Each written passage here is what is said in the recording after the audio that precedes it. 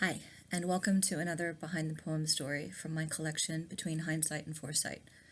Today's poem is the one called Date with Myself, and it's actually one of the first poems that I wrote in something I have constantly referred to in my Behind the Poem stories, a bar in Wimbledon called Birdies.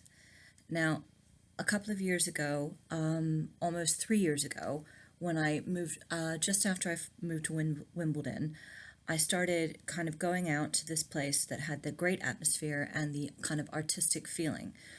But this poem, Date with Myself, was written on one of the first trips to that place.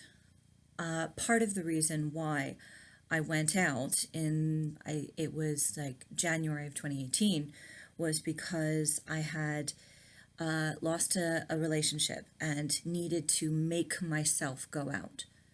One of the things about getting out and getting over a breakup is that you want to go out and meet people and socialize and be, you know, go on a date, go on an adventure, go out and eat and drink and be merry and all of those things.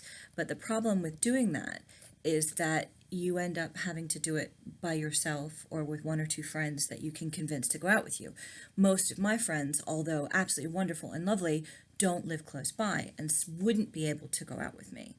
But I still needed and wanted to go out and have a good time and chance meeting new people who lived local, or meeting someone new that I could start a relationship with, or just being out and being free in the world. So Date with Myself came from that kind of experience, that kind of need to be out of the house, doing something nice, and not giving into the impulse to stay quietly at home and just kind of wallow in that loneliness and that desire to go out, but that inability to go out because I didn't want to go by myself. So I decided to have this date with myself, which I'm still maintaining all this time later, 2.5, almost 3 years of this kind of weekly date night with myself. I go out, I invite other people, and I talk to people when I'm out, but this is for me, this is my time. The poem Date for Myself comes from a different place than a poem I talked about in an earlier video called Define Alone.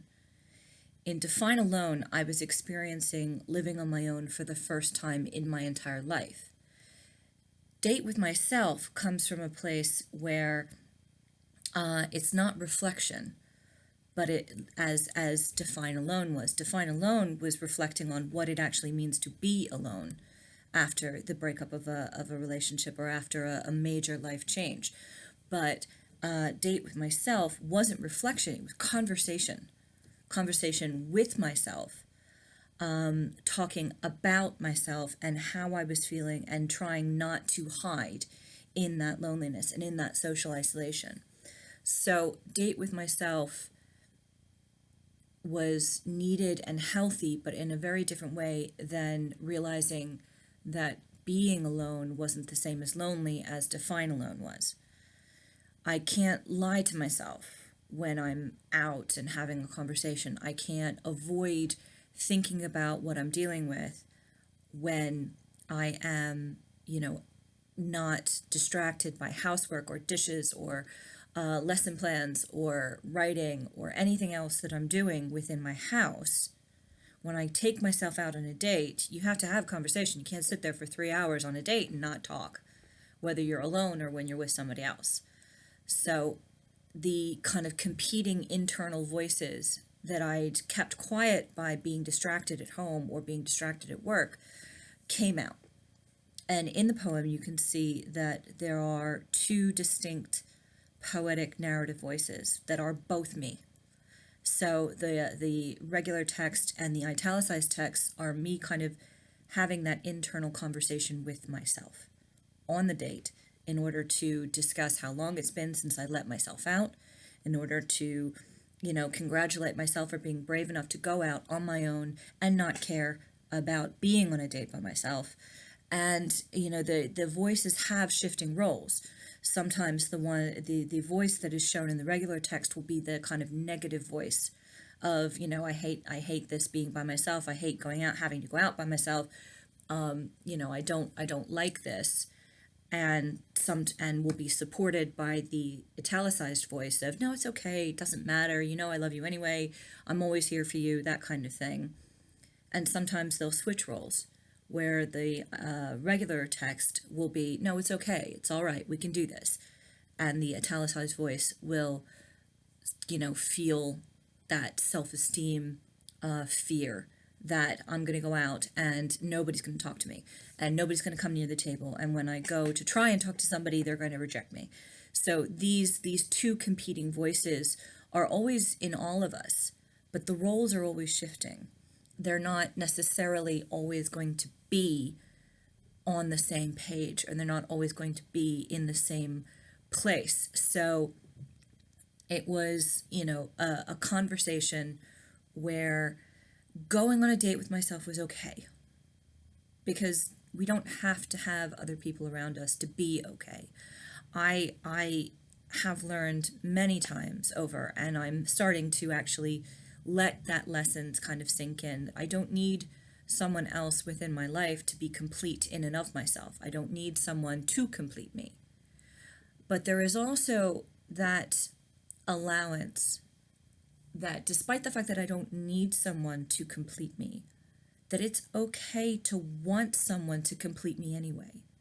That it is not a sign of weakness to want to be with someone else.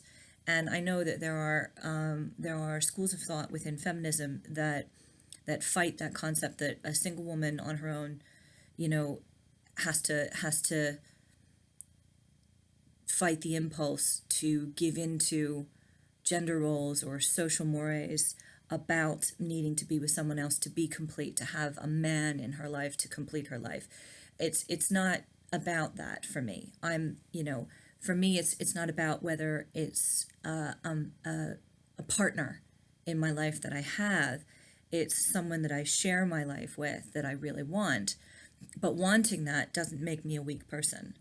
Wanting that doesn't make me a weak woman. It just makes me someone who wants that companionship. And the voices within Date with Myself often have that kind of discussion, that kind of conversation. It's not a reflective piece, as Define Alone was, in that that's not what it's about. So, bringing it all the way back to the beginning, I will regularly make myself go out and give myself a date so that I can be okay with myself being on my own, so that I can acknowledge that while I am on my own, I have to look after myself. I have to take care of myself. I have to fight the self-esteem voices that criticize the fact that I'm still alone and all of those kinds of things. I have to combat that by taking care of myself without need for anybody else's help. But it also acknowledges that I do want a date with someone else, but I'm certainly not going to find it sitting at home. Even with all of the access to online dating and all of that, it's not going to change anything. Meeting new people requires that I go out and be amongst people, and taking care of myself while I do it is just an added bonus. So I would say, if you read Date with Myself and find yourself agreeing with one or other of the voices at any point within the poem, make yourself a promise and arrange a date night for yourself. Just go out and enjoy whatever, wherever, whenever you want to do just for you, and be okay with the fact that you want to share it with someone else eventually, but don't deny it to yourself while you wait for that person to turn up, because we're a good date. Thank you for listening. I hope it was clear, or at least less confusing than it feels when I do my little rambles. These are the stories behind my poems that I post on both my YouTube channel and the Facebook page for Between Hindsight and Foresight. Share it with anyone you think might need to hear it. And don't forget, make that date. Bye.